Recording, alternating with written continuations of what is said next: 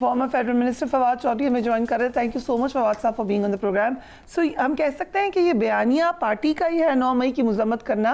And जब हम ये बात डिस्कस ही कर रहे हैं, इन्होंने प्रेस कॉन्फ्रेंस की थी, आज सेनेटर हैं, आपने तो प्रेस कॉन्फ्रेंस क्या कोई बात तनकीद भी नहीं की थी, सिर्फ एक ट्वीट की थी कि मैं साइड पे होना चाहता हूँ या कुछ अर्से के लिए रिटायर होना चाहता हूँ। तो फिर वो सुहेल वड़ाइच साहब जैसे कहते हैं, क्या ये खुला तजाद नहीं है? देखिए, ये तो खैर खान साहब का जो भी फैसला हो, जैसे हो, वो इशू नहीं है। एक चीज सिर्फ मैं, आपने चूंकि काफी वक्त लगाया इस बात के ऊपर कि ये जो हाई कोर्ट का फैसला हुआ तो ये क्यों हुआ। देखिए, 10 दिन पहले जब हमारे जो खैबर पख्तूनख्वा लॉयर्स फोरम के जो सरबराह हैं, उन्होंने ये कहा कि हम इस फैसले को चैलेंज करेंगे, तो सेंट्रल पीटीआई ने उनको इजाजत नहीं दी।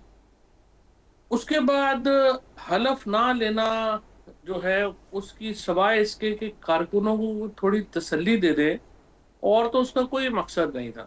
तो ये तो सारी जो कुछ हुआ है। देखिए प्रिया, मैं तजाद की आप बात कर रही हैं, तो देखिए मैं आपके प्रोग्राम में हर जगह के ऊपर, और खुद इमरान खान साहब से मैं तकरीबन जो है वो मेरी उनसे लड़ाई हुई है।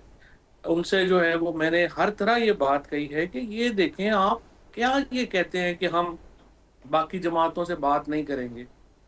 आपको तमाम जमातों से बातचीत करनी चाहिए। अब देखें, इमरान खान की रिहाई के लिए, पाकिस्तान में एक पॉलिटिकल सलूशन के लिए, पाकिस्तान की सियासत को वापस ट्रैक पे लाने के लिए तहरीक इंसाफ का मौक़िफ़ ये है कि हम बिल्कुल बातचीत नहीं करेंगे सियासी जमातों से, और हम एस्टैब्लिशमेंट के अलावा किसी से बातचीत नहीं करेंगे।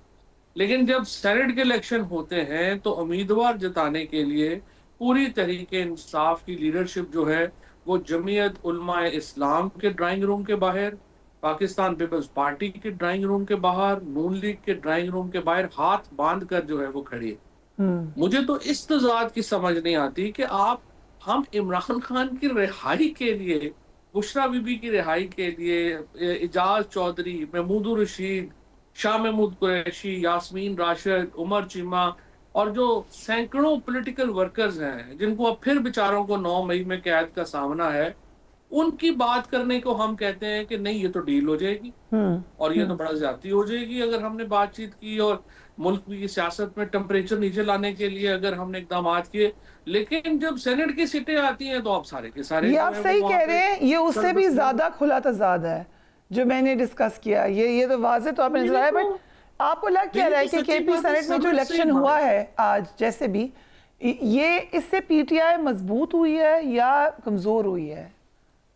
देखो प्रिया, पहली बात तो ये है कि सच्ची बात है कि मुझे तो, मेरी तो समझ से बाहर है कि ये तरीके इंसाफ की पॉलिटिक्स है क्या, जो लोग हैं इस वक्त वो करना क्या चाह रहे हैं, हम मुल्क के साथ क्या करना चाह रहे हैं, और हम अपने लोगों के साथ क्या कराना चाह रहे हैं। मेरी तो समझ से बाहर है जो ये कर रहे हैं। मसलन आप ये देखें कि आप इतनी बड़ी बड़ी बातें करते हैं, उसके बाद एक सीट के लिए आप बकायदा जो है वहां पे रकू में झुके हुए हैं। आपने बजट के ऊपर कहा कि सवाल ही पैदा नहीं होता बजट जो है वो केपी का पास हो जाए। उसी दिन मैंने कहा ये आप क्या कर रहे हैं, इसका मतलब तो हुकूमत चली जाएगी। अगले दिन आपको बजट भी पास करना पड़ा, ये नहीं करेंगे वो नहीं करेंगे। फिर आप पीपल्स पार्टी और नून लीग से इत्तेहाद कर लेते हैं, और जमीयत उलमा इस्लाम से 2 दिन पहले सिर्फ जो है वो आप देखिए मौलाना फजल रहमान के बारे में और गुफ्तगू क्या हुई और लोगों के साथ क्या हुआ। और उसके बाद आज भी आप देखें वही मुनाफिकत है। बैरिस्टर सैफ बेचारे को जो है आगे रखा हुआ है, जिसका जो जो बेचारा को कोशिश करता है कि चलो कोई एस्टैब्लिशमेंट के साथ, कोई बाकियों के साथ कोई मामला ठीक हो, कोई इमरान खान को कोई किताबें चली जाएं, कोई उनको बिजली तो ठीक हो जाए, कोई बुशरा बीबी को सहूलत मिल जाए, उसके खिलाफ तकरीरें कर रहे हैं। और जो असल डिसीजन मेकर हैं वो जनाब अपना चाहते हैं कि मीठा मीठा हक और कड़वा कड़वा भी हमें थू ना हो। अजीब गरीब पॉलिटिक्स चल रही है। और जो सबसे बड़ा प्रॉब्लम है, वो समझते हैं लोग बेवकूफ है।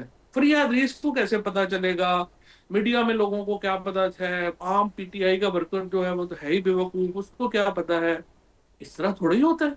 हर बंदे को नजर आ रहा है नेकेड करप्शन आपने की है, आपने पैसे लेके टिकट जो है दिए हैं, आपने जो है अलायंस बनाया है।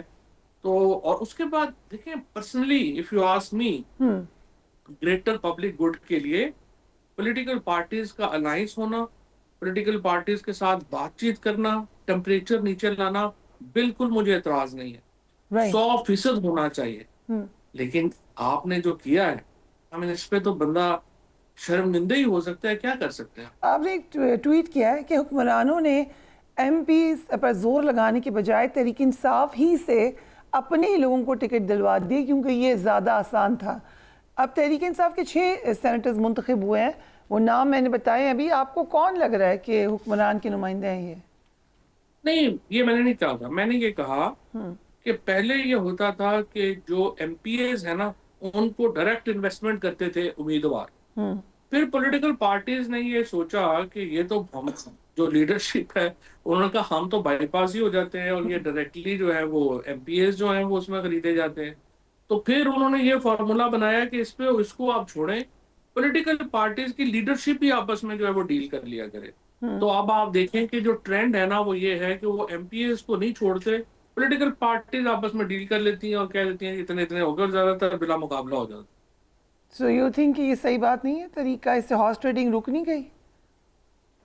इससे देखा, हॉर्स ट्रेडिंग का तरीका बदल गया ना। पहले आप एमपीएस खरीदते थे या पॉलिटिकल पार्टी खरीदते थे, जो तरीका बदलना था, जब इमरान खान बार बार कह रहे थे, आपको याद होगा, मैं बार बार कह रहा था, हमारी हुकूमत बार बार कह रही थी कि सेनेट के इलेक्शन का तरीका बदलें और डायरेक्ट इलेक्शन करवा दें। अभी भी औरतों की सीटों के ऊपर, ये जो सेनेट की सीटों के ऊपर हैं, ये लोग गैर नुमाइंदा लोग हैं, इनकी कोई हैसियत नहीं है। बिलियनर क्लब बन गया है सेनेट।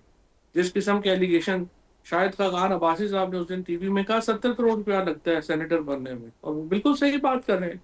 अब आप देखिए कि जो बंदा 70 करोड़ दे के आया है, उसने क्या वहां पे अवाम की, गुरबों गरीबों की बात तो नहीं करनी ना, उसने पहले अपना 70 करोड़ पूरा करना है। तो I think it's a whole system is completely, I would say, कि इस वक्त एक क्राइसिस में चला गया है। जुडिशरी मुकम्मल बैठ गई है, आइन बैठ गया है। हमारे यहाँ मॉरल, जो पॉलिटिकल मोरालिटी है, वो तो रही ही नहीं है। आई मीन, जिस तरीके से नेकेड अब चीजें होती हैं, पैसे वाले लोग चाहिए होते हैं पार्टियों को। I have no problem with that, you know. आपको हर तरह की, एक हांडी में हर तरह के लोग चाहिए होते हैं। अमेरिका में भी फंडिंग्स होती हैं, यूके में भी फंडिंग्स होती हैं। लेकिन ये जिस तरह से अब पाकिस्तान में शुरू हो गई हैं पॉलिटिकल पार्टीज, पूरी की पूरी पार्टी फॉर सेल, वो तो बड़ी अनफॉर्चुनेट। राइट। सो आपने मुराद सईद के मुतालिक क्या ख्याल है आपका? कुछ क्वेश्चंस रेज हो रहे हैं कि वो सेनेटर बन गए हैं, हल्फ लेने के लिए शायद वो सामने नहीं आ सकेंगे। अगर हल्फ भी नहीं उठाते तो फिर क्या होगा? आई थिंक एक सिंबॉलिक तो है ना, मुराद जो है वो एक पीटीआई का सिंबॉलिक, आई वुड से, कि टॉर्च बेयरर है। उसको अगर आप हलफ नहीं भी उठाएंगे तो सेनेट में आगे जिन्होंने हलफ उठा लिए हैं, कौन से तीर मार लिए हैं, और असेंबली में जो लोग पहुंच गए उन्होंने कौन से तीर मार लिए हैं। सो असेंबली में बैठना नहीं है, it's a symbolic thing. I think Murad Saeed के जाने से कम एक सिंबॉलिक विक्ट्री तो हुई है। मैं तो यही समझता था कि इनको चाहिए, हमें यही था कि जो लोग शहीद हुए, जो लोग तवील कैदें जिन्होंने काटी हैं, उनको टिकट दिए जाते, और वो लोग जो हैं वो आते। मतलब अभी मशाल का टिकट की क्या तुक बनती है, एक्सेप्ट कि वो कोई मतलब होंगी, हम तो जानते भी नहीं है वो कौन है, क्या नहीं है। कहीं पे उनकी मैंने नहीं देखा, वो एक दिन भी कोई भी अरेस्ट भी नहीं हुई होंगी।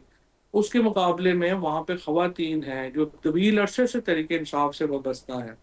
उनके उनकी कुर्बानियां हैं, शहीद मसलन जो लोग नाम हुए हैं लीजिएगा उनकी 2-3। फैमिली, नहीं, जो लोग शहीद हुए हैं उनकी फैमिली में दे देना, ताकि एक सिंबॉलिक तो हो ना कि आपने जो लोग हुए हैं उनकी पार्टी उनके साथ खड़ी होती है। और अनफॉर्चुनेटली दूसरा तो आप तो देख ही रही हैं, 9 मई के केसेस में जो लोगों को जिस तरीके से वकीलों ने, आईएलएफ वगैरह ने जिस तरीके से इन केसेस को जो है वो डील किया, पार्टी ने जिस तरीके से इनको डिच किया,